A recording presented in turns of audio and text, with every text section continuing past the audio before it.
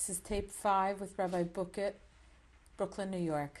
Rabbi Bukiet, tell me about going to Japan. Yeah. Before we came in Japan. How did you get there to? I came to Japan. The port from Japan was Suruga. They came there, and then we was coming to Kobe. Were you with the same 39 people, the yeshiva Bachur? Yeah. In Kobe, we was Kobe. The first thing what we came. Kobe is Kobe. The earth shaking was there. Where the earthquake was, Japan. Japan. It's Kobe, Kobe. Their Jews was living there. They came. They made a committee came us and picked us up from the vessel, ship, and they prepared for us the rooms. Where you were going to stay? Yeah. Where was that? This was in Kobe. I know, but where? In a house? In someone's home? It's private houses.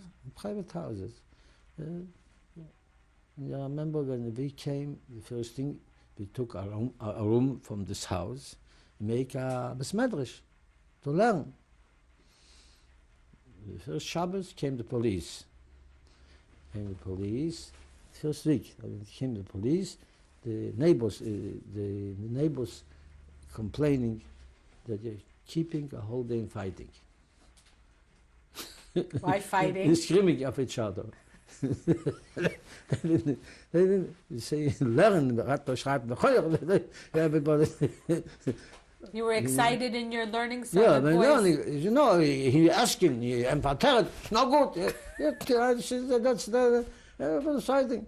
And they mean that we are fighting. We are holding. We didn't understand what this means. You were just arguing and learning. Learning, not arguing with each other. We are the best friend. Don't be afraid that we're going to hit each other. And then sometimes Shabbos, before Shabbos. This can the light didn't go out. We begin to because this light is. We into calling in a Japanese, he should see his dog. He going. It was weggespringen. He was jumping away. Why?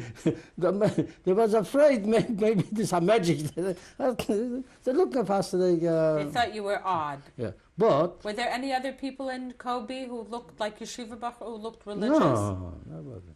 And then this came to credit. They was very friendly. The Japanese? Yes, very friendly. When you going in the street and lost something, if they see you from 2 blocks of, they was running with the package that they left. There's not other time. Then you don't know where to go. You leave the girlfriend in the side and go with us to. That's what it was. Leave the girlfriend on the side and go with you where? Where we have to go. Why did they want to help you? I don't know. But they learning them. What year was this now? What? This is 1941. 1941. Did you learn how to speak Japanese? A couple words. Yeah. Well, this was, and then it was war time. With us, they was eating rice.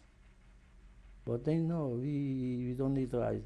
We came to a store, they have under the counter bread. It's small things. That means they was very friendly. They didn't know what means Jews. When we have to go to the visas, the visa what we got we have ready visas, but we have to go to the consul. In Kobe? No, Yokohama. It's 9 hours the train. Yokohama, that he should give the okay of the visa. We was going a whole night. A lot of Japanese people come ask. They see we are European boys. If we are Hitlerjugend, they was asking us if we are Hitlerjugend. They didn't know what a Jew means. It meant with Hitler, we are Hitlerjugend. We're talking about the consulate. I tell you, we was going to this consul for our visas. One time, didn't take. He didn't accept it. Then we called to New York. Then came this senator state, a letter to the consul, this, a lot congressmen. And every time, they don't accept it. What did you want to do with the visas? Where did you want to go? He's supposed to give, to America. What they were going to sit here. Never time. And then, I wasn't there, but my other boys asked the consul, what's going on? We going 9 hours till time. That's the truth. And then he told them. He wrote in it came out at the decree from the Washington. Who has father and mother in Europe can't come to America. Why? Because you come here, you're going to make a lot of noise. What do you mean a lot of noise? Because you have father and mother in Europe, you want America should do something for you. And America doesn't want this. And one from the boys, ours, didn't. I don't know. He was thinking not to give his father, and then he gave a visa. He got a visa. Who was that? Kaplan. Said, I got a visa. I got a visa. That... Not Lubavitcher. One is he was together with us, but not Lubavitcher. Were there any other yeshivas in existence at that time in Kobe? Just Mir Yeshiva. Amir was also in Kobe? Sure. They have a big. This was not usual to get such a big place. How many people were there in the Mir was Yeshiva? Couple hundred. Did you have any connection with the Mir Yeshiva? Your yeah, yeshiva and theirs? We have connection more in China than in Shanghai than in Kobe. Because in Kobe it wasn't a ghetto. I want to ask you a question. Yeah. I know this sounds a little crazy, but you were all young men who were of marriageable age. Yeah. Did anyone marry with the Japanese women there? No. Did anyone marry in It's not acceptable? No, that's not acceptable. They weren't looking for this. Asking for Miss Melders. Yes, that's what they did. Did anyone get married to anyone was there a Jewish community in Kobe? No. I got in Shanghai. In Shanghai was a bigger Jewish community than in Kobe. So no one married any of the women in Shanghai, in Kobe? In Kobe. Shanghai was, because Shanghai and all the Russian people, Russian Jews who came. Before you tell me about Shanghai though, how long did you actually remain then in Kobe? In Kobe, we remained, we came about a year. And why did you leave? Because Japan was preparing itself to go on war with America. And they don't want the European people should be there. In Shanghai was a city what separated Japanese colony, a colony from Japanese, English and Französisch. And they put in all the refugees what wasn't in Japan in their, how do you call this? Their ghetto? Their part of Shanghai. Shanghai is a city for 9 million people. Was zones, English zone, French zone, and Japanese zone. So how did you get to Shanghai? To ship. We were going from Japan to. I remember another thing. I remember was maybe it's interesting for you. When we was going with the ship from Japan to Shanghai in the morning, the captain on the ship told us we should go out and see something. He saw us, give a look, blue water, yellow water. Like a line. What was it? This is we was going out. Japanese, the river, not the river, the ocean. Ocean. Japanese ocean was blue. Shanghai, China, is yellow. That's why in Shanghai was very, very wet weather. Wet. In Shanghai, we can't sit down in the house learning with your clothing. You have to go pajamas. With the pajamas that was going. It was perspiring. We were sitting a whole day in Shanghai with pajamas. Such wet weather there. It's yellow.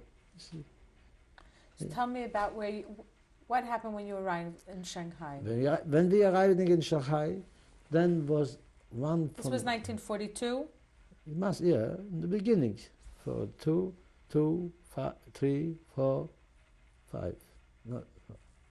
So it must be. I'm telling you, this is before Pearl Harbor. Before December before 1941. This is Pearl Harbor was December 1941? Yeah? Yes. Yeah, December 1941. We came in Shanghai, that must be, we came in Shanghai about August. From August 1941 is 1946. What did you do when you arrived in Shanghai? Where were you? Where did you live? When we came in when we came in Shanghai, we have a ghetto. No. Wait a minute. No. Shanghai, Shanghai.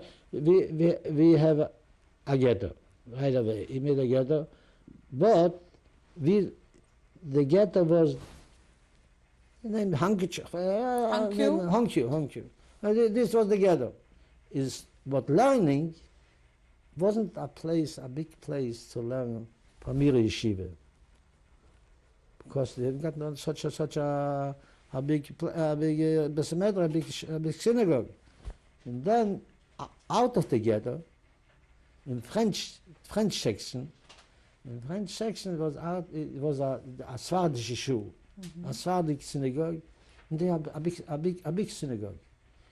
They got permission with passes to go out of the ghetto and learn in this. Who is this? The Mir Yeshiva? Yeah, Mir Yeshiva. And your yeshiva? We was in ghetto. We have a regular house, Chinese houses, and one big room. We learned 39 people, not a couple hundred people. And that's why we get close in Shanghai with the old yeshivas. Because when they came in at night in the ghetto, they came out to our yeshiva.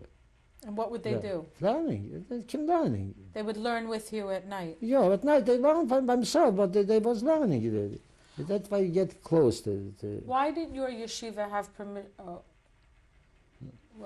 Mir Yeshiva had the permission, because they. Tell me something. Why didn't the two yeshivas join together? It's another sort life. I can be together. They're all Orthodox. They're all from Orthodox. How can all the shul in New York be one shul? Is any different between the style of davening, the style of acting, from Lubavitch bis Ger? So in the middle of a war, there still was nevertheless... Wie lang Chassidus? Wie hebben zij het lang gezien? Wie hebben zij het... Wie lang Chassidus like today? In the morning, in the night, in the middle day, not only wie lang Chassidus, wie lang met zij ook Chassidus. The day came to us. With from the Mir. Yeah? Did you have a mikveh there for the Bachrim? Mikveh? Yeah. In the mikveh was it. This synagogue has a mikveh. Which one? The Sephardish one? Yeah. Were you able to use it? Yeah. So they gave you passes to go out of the community, out of the... When were you able to go to the mikveh then? You ask me a good question. I have to remind myself how this works out. But I know it was a mikveh. Well, I want to explain why you needed to go to the mikveh. This was not, these were yeshiva bachrim. This wasn't a matter of women's things going to the mikveh. Mikveh has nothing to do with this. There's two things. Women's mikveh and men's mikveh. There's nothing to... Okay. So why would a yeshiva student go to a mikveh? You're right, because mikveh means cleanness. Purity. If it's purity for women, it's purity for men also. Another kind of purity, but it's purity. No, because you reminded me that you were... The Baal Shem said, mikveh for men is not a mitzvah, not a mitzvah, not a commandment. In Atzvahs, be down. It's not a avera. It doesn't say in the Torah, but what Atzvahs can do, can Kashem avera nicht tun. What sadness can do? What mean Atzvahs, what mean sadness can do. Can Kashem avera. This can do more than an avera. Can do more damage than a sin. What mikveh can do, more than all other mitzvahs. And mikveh can do more than a mitzvah. Yeah. It can raise a person higher. So did you go to the mikveh? Sure. So that's right. Tell me that's right. That's right. This is Baal Shem said. I know. I know. So how did you get to the mikveh? I have to remind myself. Okay, maybe you'll remember along the way. Because there's a custom to go to the mikveh before Chassidus. Sure. That's how the whole idea came to mind. I think it was a mikveh in the ghetto also. That's what I think. It was a mikveh in the ghetto, was a mikveh. That's I think. Now, who was your Rosh Hashiva in the ghetto? No, I was the Mashgiach. We haven't got no Rosh Hashiva. What's a Mashgiach? What was your looking job? Somebody will come and they should come. If somebody wants to ask a question, he asks a question. There's a mashgiach.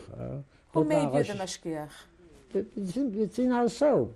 Were you the oldest of the Bachrim? No, but I don't go personal.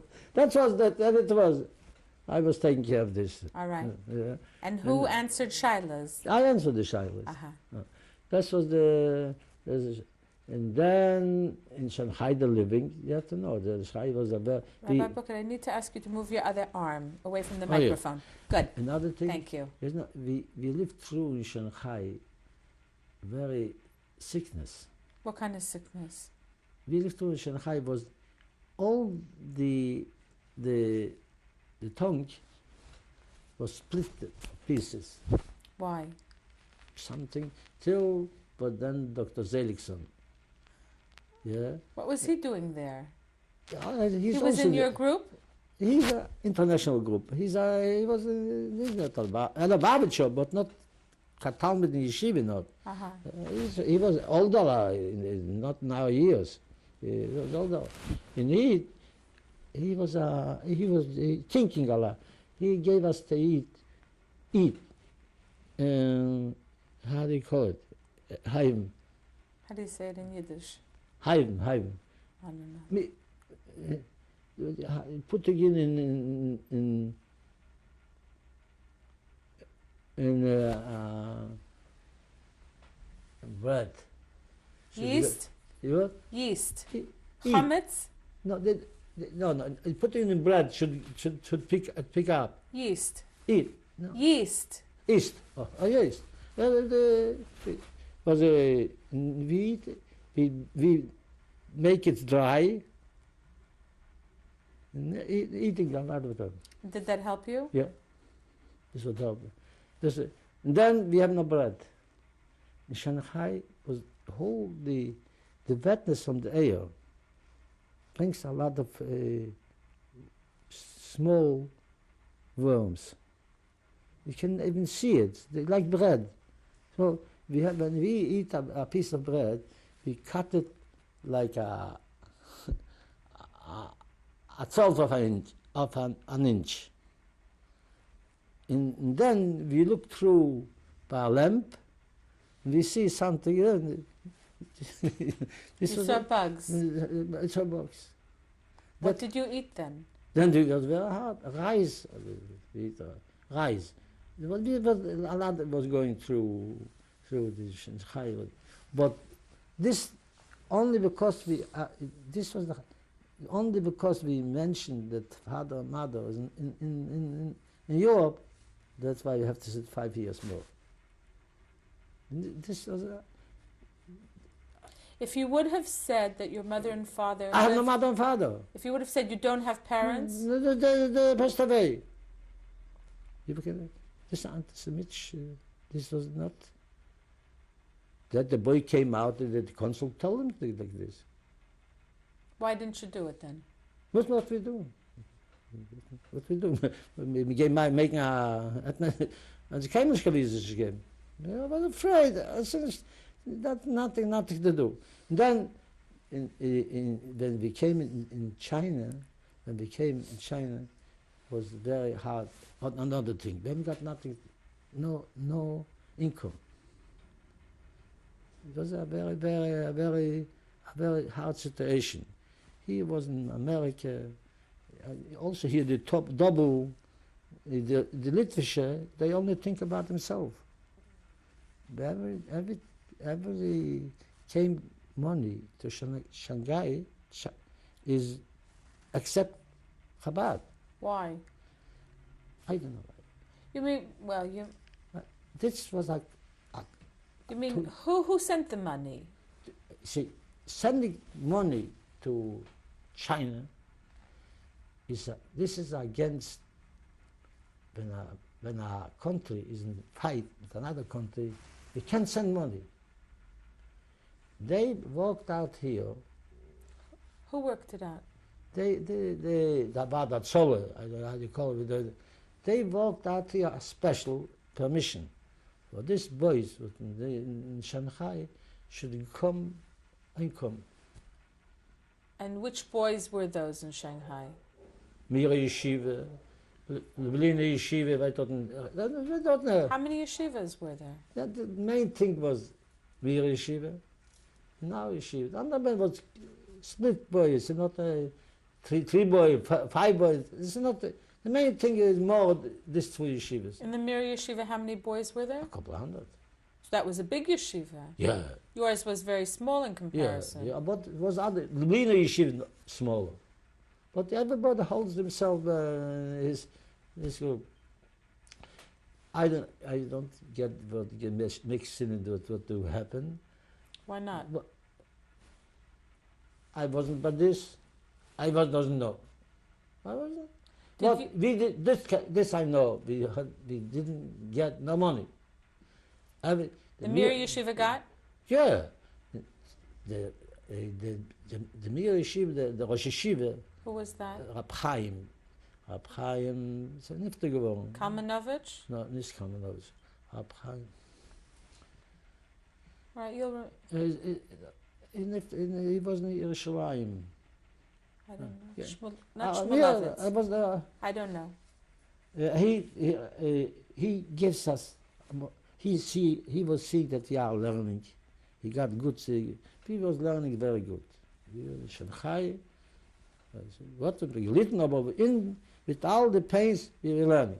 He sometimes throw in $30. It's not. I don't only tell you that he was seeing that we are voted. So he gave you some money. Some it's not like. Could he have given you more? I don't know. He says I don't know. But he get for capital for that he has to give them his boys. He didn't get for them. He can't take their money and give to us. Or maybe another kind of he has to keep off a synagogue. They take this money, but he can take a lot of money. This was a miracle. That's what I'm going to tell you. This was a miracle. What you see, and we haven't got very. No food? The rabbi from Ashkenazi. Who was that? From Ashkenazi is, you see, Ashkenazi from the Kfar Chabad, his Zaidi. What was his name? Meir Ashkenazi. He was the Lubavitcher. He was the Lubavitcher in Ruslan. He got some his Balbatim. He was the rabbi in Shanghai. He got from the Swabatim money. This was not enough. Was he in Hanku? Was he in the ghetto with you? No, he wasn't. He's from before. So he was not put in the ghetto during the war. No. He wasn't in the ghetto. No, that they didn't. They didn't. They didn't. Only this. All the refugees, but not the city people. So how many Jews were outside of the ghetto? I don't know how much. It was a lot of Jews. A lot? Russian Jews. Were they religious? Very, very. Maybe, but we know they got to be religious when we came. Why? Because we worked with them. Tell me about that. Yeah, we what worked did you with do? them. You go into the houses. You went from the ghetto into the city? Yeah. How did you have permission to do that? How do we have? Did you need permission to leave the ghetto? Maybe no, we need permission. But we got that. We was going to Rabbi Ashkenazi. We was a very. So. But we have to sleep in the ghetto. This is not. Wasn't so. All right. Anyway, he has a babos. He has a from his name was Aryalei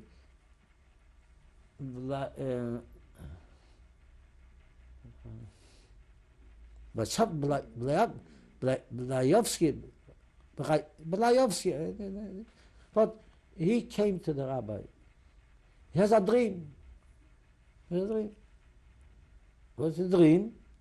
Somebody, a rabbi, came to him that his children